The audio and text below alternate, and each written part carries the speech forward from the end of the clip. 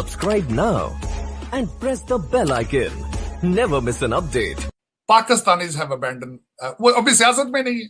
वो सवाए एक दूसरे के साथ यूट्यूब पे और एक दूसरे के साथ फेसबुक की लड़ाइयों पे ट्विटरों से आगे अभी तक नहीं जा सके। और वो इनको सीखना ये चाहिए। आपके लिए एक छोटा सा इशारा है, आप फेसबुक पे कश्मीर का नाम लिख के देखें, शाम तक आपका अकाउंट बंद हो जाएगा। आप ट्वीट के ऊपर कश्मीर का नाम लिखें, शाम को आपका ट्विटर अकाउंट बंद हो जाएगा। उनकी पावर देखें आप। इससे ज्यादा चाइना का मीडिया कंट्रोल्ड है। वो खबर नहीं, अभी तक वो ये खबर नहीं दे रहे इंडिया के साथ झड़प में उनके फौजी कितने मरे हैं।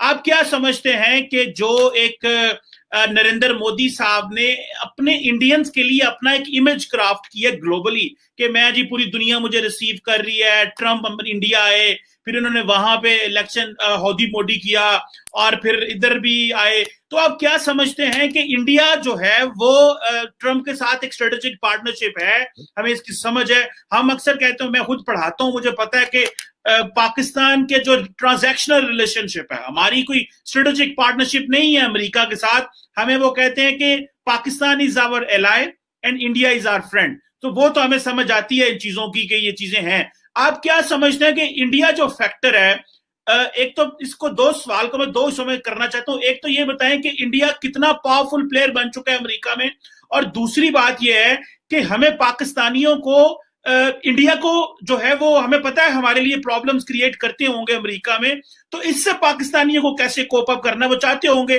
कि पाकिस्तानी आइसोलेट हो, वहां मेन स्ट्रीम ना हो। क्या ये फैक्टर दोनों पाए जाते हैं सर? इस पर जरा बताइए। यहाँ पे मैं शुरू यहां से करना चाहूंगा कि अमेरिका में आपको सोमालिया के कांग्रेसमैन मिल जाते हैं, यहां पे आपको इथियोपिया के कांग्रेसमैन मिल जाते हैं। इस वक्त 5-6 इंडियन डिसेंट के कांग्रेसमैन हैं। यहाँ की आप जितनी बड़ी फॉर्च्यून 500 कंपनीज, गूगल है, माइक्रोसॉफ्ट है, मास्टर कार्ड है, इन सब के सीईओज इंडियन हैं। वर्सेस न्यूयॉर्क में सबसे ज्यादा आबादी पाकिस्तानियों की है, वहां एक काउंसिलमैन भी नहीं है पाकिस्तानी। ये लम्हा फिक्री है। सही है। एक दूसरा, उसमें मैं ये कहूंगा, जिस तरीके से मैंने कहा है कि मोदी इंडिया में उन्होंने भगवान बना लिया उसको। मोदी साहब बात करते हैं, मोदी साहब आज आग लगा दें इंडिया को, वो तब भी कहेंगे कि मोदी साहब ने बड़ा अच्छा किया। आप सोच नहीं सकते कि मैं कितना भयानक देख रहा हूं चेहरा यहां पे इस वक्त वॉशिंगटन डीसी में। जो हालात हैं, निक्की हेली, बॉबी जिंदल, और जिस तरीके से कैंपेन के अंदर घुस के उन्होंने रिपब्लिकन पार्टी को टेक ओवर किया है, पाकिस्तानी अबैंडन कर चुके हैं वॉशिंगटन डीसी को।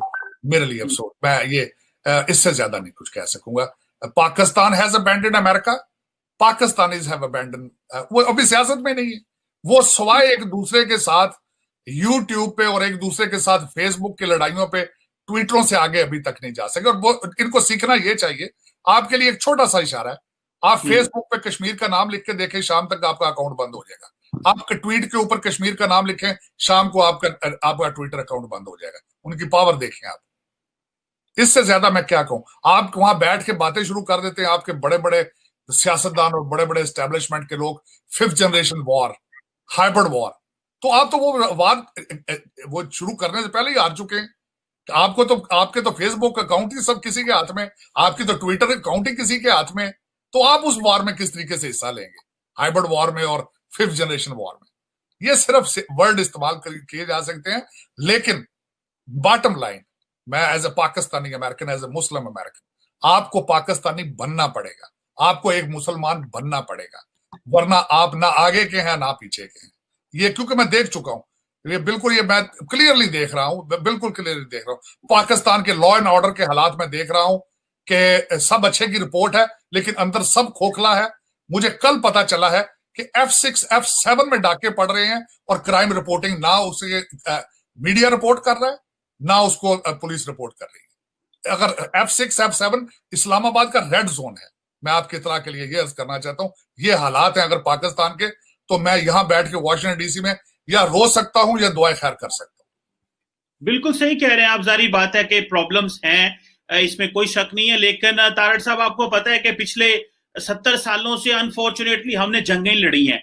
मैं तो अक्सर कहता हूं कि भाई इतनी जंगें लड़ी, हमारी इकोनॉमी नहीं ठीक हो सकी, हमें इतने ज्यादा चैलेंजेस रहे। अभी गवर्नमेंट ये चाहती है, अभी एस्टैब्लिशमेंट ये चाहती है, अभी सब लोग ये चाहते हैं कि हम सिर्फ इकोनॉमी पे फोकस करें, लॉ एंड ऑर्डर ठीक करें, और इस पे ये जो हम हर बंदा जो एक जिस तरह हमारे दुश्मन मुल्क भारत ने पूरी दुनिया में अपना क्लाउड बनाया, ये क्लाउड बनाना पड़ेगा, अपनी सॉफ्ट पावर, अपना कल्चर, इन चीजों को प्रमोट करने पड़ेगा। और आपने बिल्कुल सही कहा कि आपका ट्विटर हैंडल और आपका फेसबुक ही हमारे हाथ में नहीं है, हमें जब मर्जी वो वहां से बैठ के सस्पेंड कर दें। तो ये टेक्नोलॉजी की दुनिया है, इसमें हमें इन्वेस्टमेंट करनी पड़ेगी, और ये लॉन्ग टर्म गेम है, क्योंकि अभी चीन और भारत की लड़ाई में चौर साहब जो बात सामने आ रही है, वो चीनी कहते हैं कि हमने तो इनसे फिजिकल लड़ाई लड़नी नहीं है, लड़ाई तो होनी है इलेक्ट्रोमैग्नेटिक वॉरफेयर होनी है, जिसका आप जिक्र कर रहे हैं। ये तो लड़ाई कहीं और होनी है, तो वहां पे हमें तैयार होना पड़ेगा।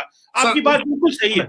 उस पे मैं थोड़ा सा एक बात बताऊंगा सर। इंडिया को थोड़ा सा इलाका चाइना का नहीं है, ऑलमोस्ट 1-2 स्टेटें कब्जे में करके बैठा हुआ है। चाइना वो नहीं छुड़ा सकता। चाइना लाउड स्पीकर लगा के पंजाबी गाने चला रहा है वहां पे बॉर्डर पे। और अगली बात बताना चाहता हूं आपको, चाइना इंडिया को एज ए कस्टमर लूज करना अफोर्ड नहीं कर सकता।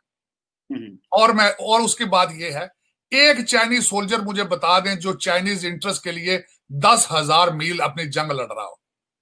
आप मुझे ये बता दें सिर्फ चाइनीज की कितनी बार अपने चाइना से बाहर मिलिट्री आर्मी बेसिस हैं। अगर मैं आपको बताऊं तो आप शर्मिंदा हो जाएंगे।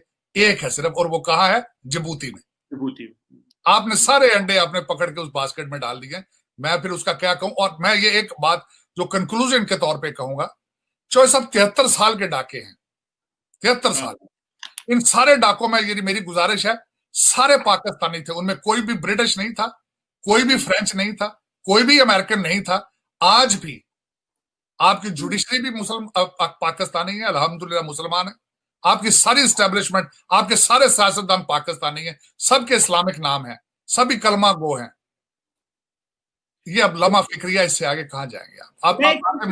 वो एक तारिक अजीज साहब की एक फिक्रा होता था, मुझे भूलता नहीं है, वो कहते थे गलती गुंजाइश नहीं था। तारक साहब, एक आखिरी छोटा सा सवाल मेरे जहन में आया चाइना का। ये जारी बात है कि ये वुहान के बाद और कोविड के बाद चीन की रेपुटेशन अमेरिका में तो वो नहीं होगी, बड़े कंट्रोवर्शियली देखा जाता होगा। तो जो चीन की इन्वेस्टमेंट है पाकिस्तान में, CPEC और BRI belt and road initiative, तो जनरल पब्लिक या जो पॉलिसी मेकर्स या पॉलिटिशियंस, अमेरिकी पॉलिटिशियन से आपसे राब्ते होते हैं, तो आपने कभी पल्स ली है कि जो चीन की जो इन्वेस्टमेंट है पाकिस्तान में, इसको कैसे देखा जाता है? काइंडली इस पर जरा छोटी थोड़ी सी लाइट डाल दी। मैं थोड़ा सा ये बताना चाहूंगा। सबसे पहले तो ये कहना चाहूंगा, आपके क्या ख्याल में ग्वादर पोर्ट पाकिस्तान खुद नहीं बना सकता था? CPEC की सड़कें पाकिस्तान खुद नहीं बना सकता था? लेकिन क्यों बनाई गई? क्योंकि किकबैक्स दी गई। 2 लोग मुझे खास तौर पे मुझसे यहां मिलने आए, एक दफा पाकिस्तान का रोना रोने आए। एक तो ट्रांसपोर्टेशन एसोसिएशन के एक हेड थे, वो आए जो ट्रकिंग के साथ थे, कि वो कह रहे थे कि ग्वादर तक ट्रकिंग जो सारी आएगी चाइना की आएगी, तो फिर हम कहां जाएंगे। दूसरा, एक दफा मेरे साथ यहां रोने कुछ लोग आए कि चाइना, पाकिस्तान में चाइनीज को पाकिस्तानी प्रॉपर्टी खरीदने की राइट्स दिए जा रहे हैं, उसको नेगोशिएट किया जा रहा है, इसको रोका जाए। तो ये, मैं एक पाकिस्तानी अमेरिकन हूं, मेरा पाकिस्तान में क्या इन्फ्लुएंस है? कोई इन्फ्लुएंस नहीं है। लेकिन देखें, जो फैसला करने वाले हैं वो पाकिस्तानी हैं, उनको पाकिस्तानी बनना पड़ेगा। लेकिन अफसोस की बात यह ना, जिस तरह मैंने अर्ज किया आपको कि आपके हर एस्टेब्लिशमेंट के बंदे का बच्चे कनेडियन और ऑस्ट्रेलियन और अमेरिकन है, वो पाकिस्तान में अकाउंट रखना पसंद नहीं करते। फैसले किस तरह करेंगे पाकिस्तान? मैं वैसे तारक साहब यहाँ पे आपसे थोड़ा डिफर करूंगा। मैं समझता हूं कि देखिए, इसके 2-3 पहलू हैं। चीन ने एक तो पाकिस्तान के अंदर इन्वेस्टमेंट की, हमें इंफ्रास्ट्रक्चर ठीक करना था, एनर्जी इंफ्रास्ट्रक्चर भी ठीक करना था, और वैसे भी इंफ्रास्ट्रक्चर, सड़कें और वो भी ठीक करना चाहिए था। वो हमें कहीं से पैसा नहीं मिल रहा था चौर साहब। ये मैं समझता हूं कि ये एक तो चीज हमें चाहिए थी। दूसरी चीज ये है कि जब इतने बड़े पैमाने पे एक्टिविटी हो, और चीन जैसा मुल्क जो जहां पे सिस्टम ओपैक है, क्लैरिटी नहीं है, डेमोक्रेसी नहीं है, तो जारी बात है कि वहां पे भी इश्यूज हमें आते हैं। इस बात को अगर मैं अमेरिका पे ले जाऊं, तो आपको याद होगा यूसुफ रजा गिलानी साहब जब वजीर आजम थे, वो कहते थे जो हमें अमेरिका US एड आती है उसमें 40% तो वापस चला जाता है। उनके अदारों की खाते इतने ज्यादा हैं कि वो खुद और तरीकों से वापस ले जाते हैं।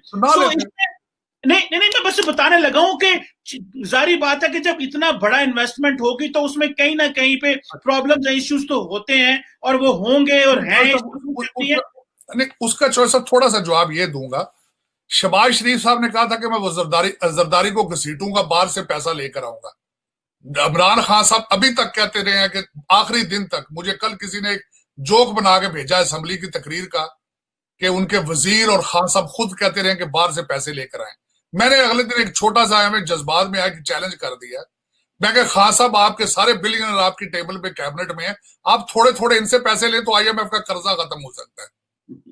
लेकिन अगर आप टोटल यहां पे आप आए, और मैंने बल्कि जज्बात में आके कहा कि आप हमारे टैक्सी ड्राइवरों की जेबों पे क्यों नजरें, आप जब हमारी बच्चियों की इज्जतें नहीं बचा सकते वहां पे। आपने हमसे ओवरसीज पाकिस्तानी से पैसे लेके शौकत खानम हस्पताल बना लिया, आप अपनी टेबल पे क्यों नहीं लोगों से पूछते।